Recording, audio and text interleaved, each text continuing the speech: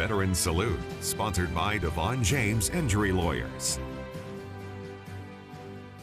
Wednesday nights are the time for our weekly segment, Veteran Salute. It's our chance to honor heroes from this area and thank them for their service. Tonight, 27 News anchor Matthew Johnstone introduces us to Army veteran Rick Husted. Serving in the Army for a decade, military police officer Rick Husted would see not one, not two, but 3 deployments to Iraq.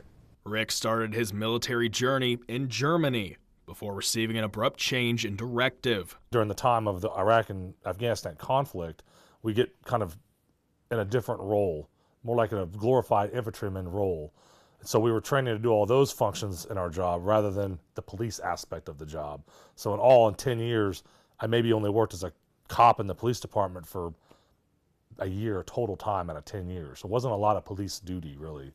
After about 3 weeks of weapons and first aid training, Rick was sent to a new platoon in Iraq. I got assigned as a gunner when I first got over there. So I had my M4, Mark 19 was the grenade launcher, and my M9 pistol, and I sit up in the turret, and just like you would when you see in the shows, you're watching guard and trying to pay attention to what's going on around you. Missions mostly consisted of convoy escorts, patrolling, or getting Iraqi police officers their gear and payroll. As a team leader during his second deployment, one of those missions saw Rick's unit getting hit twice in the same day.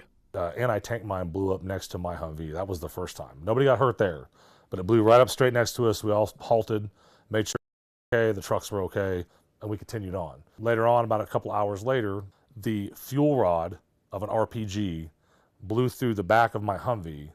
It hit the A-pillar, and then it hit my helmet right above my neck. It was thanks to some modifications Rick made to his seat that the piece of metal hit his helmet instead of the back of his neck. Very lucky, walked away, all things, all fingers, all toes, and everybody else inside the vehicle did too with minor injuries, relatively speaking. A civilian had a split thumb, my gunner had some shrapnel in his legs, and my driver patch on her. Just before his third deployment, a family member's call would set Rick's sights back on the capital city. He was just getting in the academy and actually in the academy at that time.